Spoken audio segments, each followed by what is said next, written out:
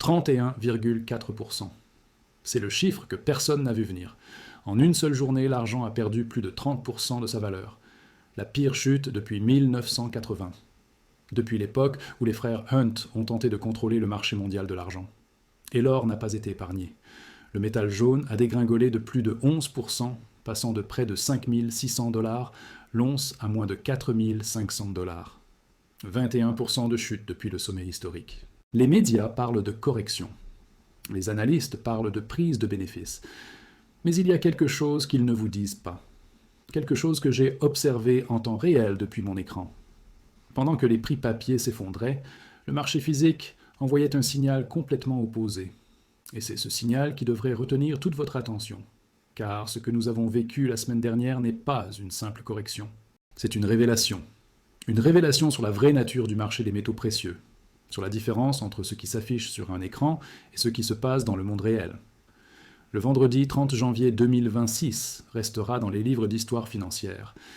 Ce jour-là, le président Trump a annoncé la nomination de Kevin Warsh comme prochain président de la Réserve fédérale. Un ancien gouverneur de la Fed connu pour ses positions strictes contre l'inflation, un homme que Wall Street respecte pour son indépendance d'esprit. La réaction a été immédiate et brutale. Le dollar s'est renforcé. Les taux obligataires ont grimpé et les métaux précieux ont plongé dans le vide. Cette semaine, j'ai vu quelque chose qui n'était pas dans les médias. Un développement sur le marché physique qui pourrait tout changer. L'analyse complète est dans la recherche financière. Lien dans la description. Mais laissez-moi d'abord vous montrer ce qui s'est vraiment passé. L'argent est passé de 121 $ l'once à 71 $ en quelques heures. Une chute de 41% depuis le sommet historique atteint seulement quelques jours plus tôt. L'or a perdu plus de 1 000 $ par once. Les contrats à terme sur le COMEX ont été liquidés en cascade. Les appels de marge ont forcé des milliers de traders à vendre dans la panique absolue. C'était ce que les professionnels appellent une liquidation forcée.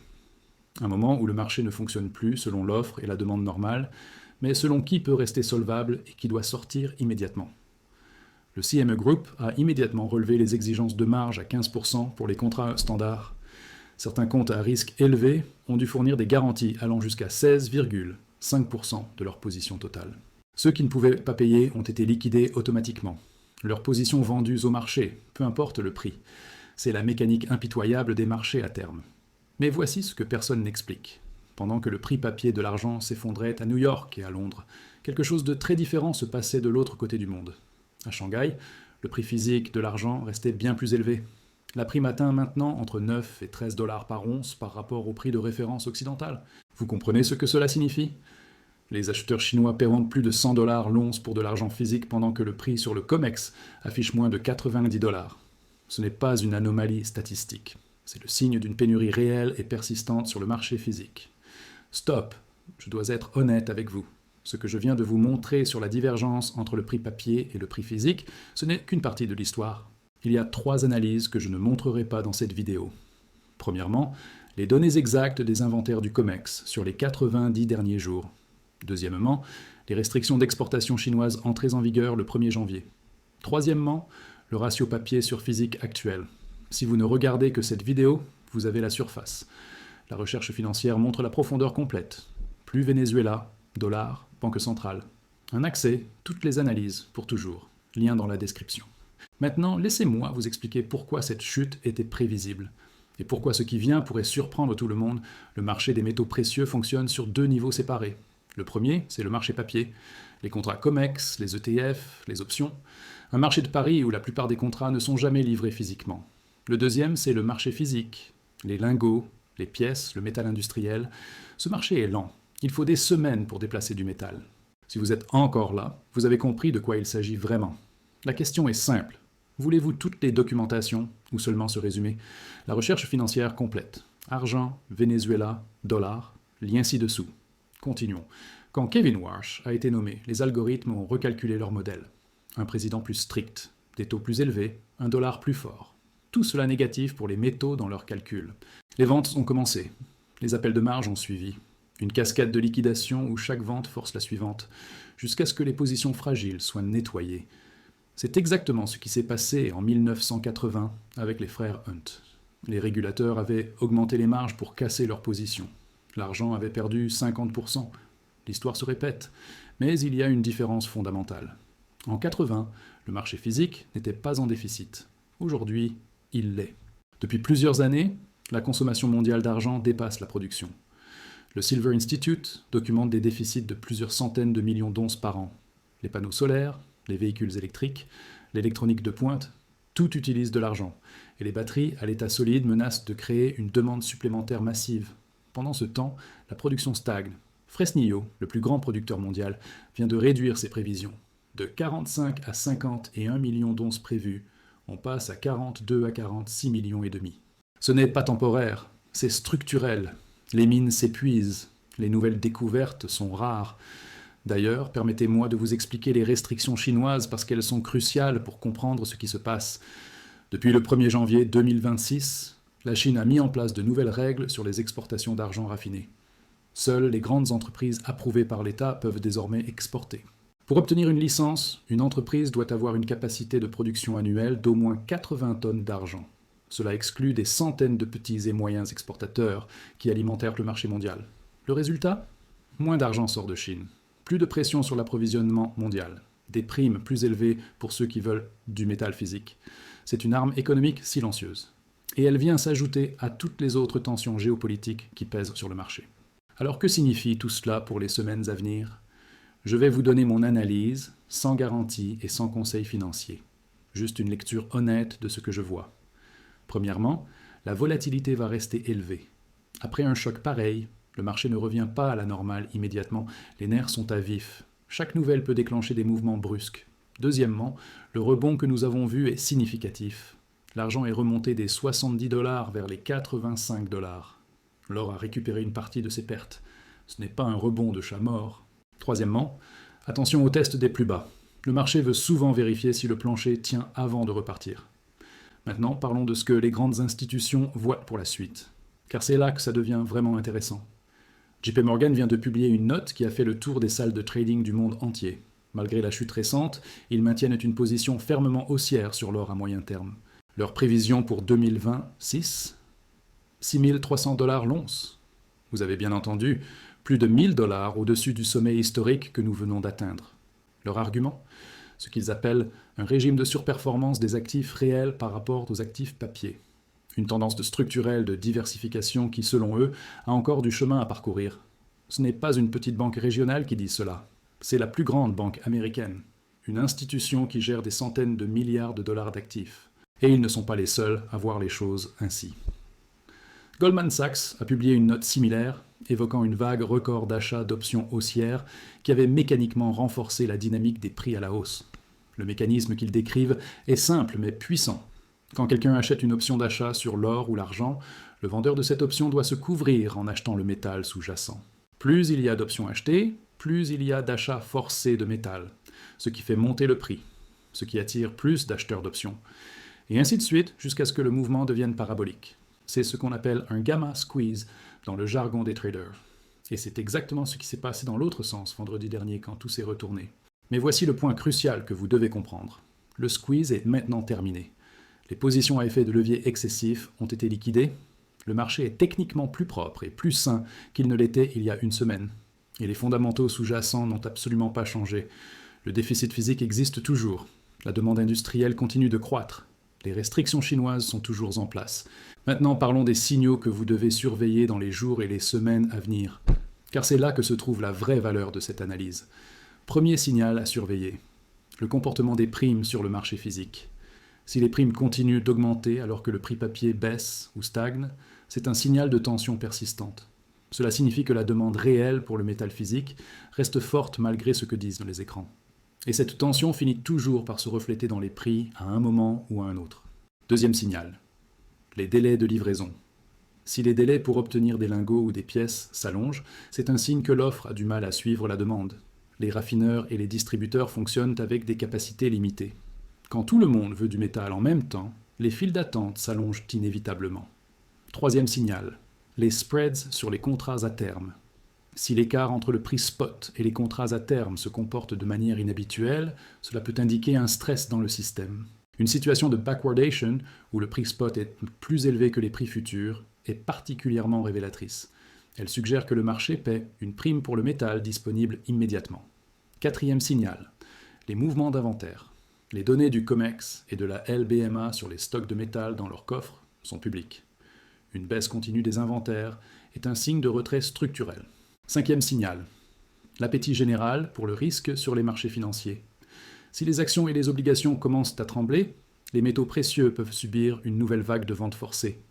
Mais après cette vague, ils ont historiquement tendance à rebondir plus fort que les autres actifs. C'est leur rôle de valeur refuge qui reprend le dessus. Maintenant, permettez-moi de vous parler directement. Si vous êtes quelqu'un qui détient des métaux précieux et que vous avez regardé cette chute avec inquiétude, je comprends ce que vous ressentez. Voir la valeur de vos avoirs baisser de 30% en quelques heures, c'est déstabilisant. Votre cerveau vous crie de faire quelque chose, n'importe quoi. Mais les meilleures décisions sont souvent prises quand on est calme, pas quand on est effrayé. Alors posez-vous cette question. Est-ce que la raison pour laquelle vous possédez des métaux a changé ? Si vous détenez de l'or et de l'argent comme protection contre la dévaluation des monnaies et les risques systémiques, une semaine difficile ne change pas cette logique. Les dettes gouvernementales n'ont pas diminué. Les déficits budgétaires n'ont pas disparu. L'impression monétaire n'a pas cessé. Les tensions géopolitiques n'ont pas disparu. Tous les facteurs qui vous ont poussé à acheter des métaux précieux en premier lieu sont toujours là. Ils sont peut-être même plus présents qu'avant. Si vous détenez des métaux comme un investissement à court terme ou comme une position de trading, c'est différent. Vos règles de gestion du risque s'appliquent. Vos stops s'appliquent. La taille de vos positions s'applique. Objectifs différents. Décisions différentes. C'est aussi simple que cela. Mais ne laissez pas la panique d'un moment vous faire oublier pourquoi vous êtes là en premier lieu. Maintenant parlons de l'argent spécifiquement parce que c'est le métal qui a subi les dégâts les plus spectaculaires. L'argent a toujours été le cousin volatile de l'or. Il monte plus vite, il descend plus vite, c'est sa nature. Une partie de cette volatilité vient de sa double identité. L'argent est à la fois un métal monétaire et un métal industriel. Environ 50 à 60% de la demande annuelle vient de l'industrie. Cela signifie que l'argent réagit non seulement aux facteurs monétaires comme les taux d'intérêt et l'inflation, mais aussi aux perspectives économiques globales. Quand les marchés craignent une récession, l'argent peut souffrir parce que la demande industrielle pourrait baisser, même si dans le même temps, son attrait comme valeur refuge augmente. C'est cette tension permanente qui crée ces mouvements extrêmes que nous venons de voir. Mais voici ce qui est différent cette fois. La demande industrielle pour l'argent n'est plus cyclique de la même manière qu'avant. La transition énergétique est un mégatrend structurel. Les panneaux solaires ne sont pas une mode passagère. Les véhicules électriques ne vont pas disparaître. L'électrification de tout continue inexorablement. Et tout cela utilise de l'argent, beaucoup d'argent. Un panneau solaire moyen contient environ 20 grammes d'argent pour ses connexions conductrices. Multipliez cela par les milliards de panneaux qui seront installés dans les décennies à venir. Les voitures électriques contiennent plus d'argent que les voitures traditionnelles à cause de leur électronique plus complexe et de leurs batteries. Les centres de données qui alimentent l'intelligence artificielle consomment des quantités massives d'électricité et nécessitent des infrastructures utilisant de l'argent. Même une récession économique ne va pas arrêter cette transition. Elle pourrait la ralentir temporairement. Mais la direction est claire, et c'est pourquoi les déficits structurels sur le marché de l'argent sont si importants. Ce n'est pas un déséquilibre temporaire qui va se corriger tout seul. C'est une situation où la demande croît structurellement plus vite que l'offre peut suivre. Et dans ce contexte, les prix doivent en finir par monter pour équilibrer le marché. Maintenant parlons de l'or et de son rôle unique dans tout cela. L'or est le métal monétaire par excellence. Plus de 90% de sa demande vient des bijoux et de l'investissement. L'industrie n'en utilise qu'une fraction. Cela signifie que l'or réagit principalement aux facteurs monétaires et aux perceptions de risque. C'est pourquoi il est considéré comme la valeur refuge ultime. Quand l'or baisse fortement comme nous venons de le voir, c'est généralement pour deux raisons. Soit une liquidation forcée généralisée, où tout est vendu. Soit un changement dans les anticipations de politique monétaire. Nous avons eu les deux cette fois. La nomination de Kevin Warsh a changé les attentes sur la politique de la Fed. Et cela a déclenché une vague de liquidation forcée. Mais regardez ce que font les banques centrales elles-mêmes. En 2025, les achats d'or par les banques centrales du monde entier ont atteint des niveaux records. La Chine continue d'accumuler, la Russie continue d'accumuler, l'Inde continue d'accumuler. Même des pays européens ont recommencé à acheter de l'or après des décennies de vente. Ce n'est pas un hasard, ces institutions voient quelque chose, elles se préparent à quelque chose. Quand la plus grande banque américaine prédit 6 300 $ l'once et que les banques centrales accumulent frénétiquement, peut-être qu'ils savent quelque chose que le marché papier ignore pour l'instant. Maintenant, laissez-moi vous parler du cuivre, parce qu'il complète le tableau des matières premières stratégiques. Le cuivre est le baromètre de l'économie mondiale.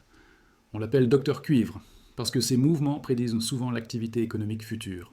Et le cuivre raconte une histoire similaire à celle de l'argent. La demande pour l'électrification explose, l'offre a du mal à suivre.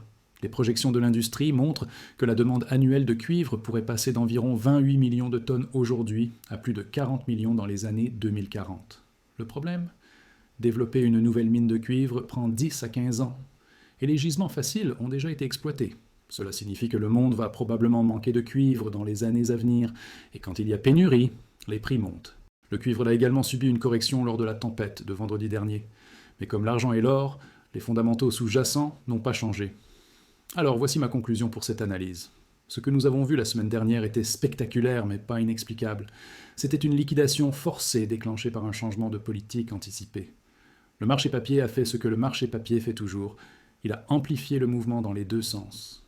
D'abord à la hausse pendant des mois, puis violemment à la baisse en quelques heures. Mais le marché physique raconte une histoire différente. Les primes élevées à Shanghai, les délais de livraison qui s'allongent, la demande qui ne faiblit pas malgré la chute des prix. Tout cela suggère que la demande réelle pour les métaux précieux reste robuste, et que le prix papier devra éventuellement refléter cette réalité. Je ne suis pas ici pour vous dire d'acheter ou de vendre, ce n'est pas mon rôle et ce serait irresponsable de ma part. Je suis ici pour vous montrer l'échiquier, pour vous aider à comprendre les forces en jeu, pour que vous puissiez prendre vos propres décisions en connaissance de cause. La volatilité va continuer, c'est presque certain. Mais la volatilité n'est pas votre ennemi si vous comprenez ce qui la cause. Elle crée des opportunités pour ceux qui gardent la tête froide, et elle punit ceux qui agissent sous le coup de l'émotion. Alors restez informés, restez préparés, et surtout, restez calme. Si vous avez trouvé cette analyse utile, abonnez-vous à cette chaîne pour ne pas manquer les prochaines mises à jour. Activez la cloche pour être notifié immédiatement quand je publie une nouvelle vidéo. Et laissez un commentaire pour me dire ce que vous pensez. Est-ce que cette chute était une opportunité d'achat ou le début d'une correction plus profonde ? Je lis tous vos commentaires et ils m'aident à orienter les prochaines analyses. Merci d'avoir regardé jusqu'au bout. Prenez soin de vous et de ceux que vous aimez. On se retrouve très bientôt pour la suite des événements. Et une dernière chose importante.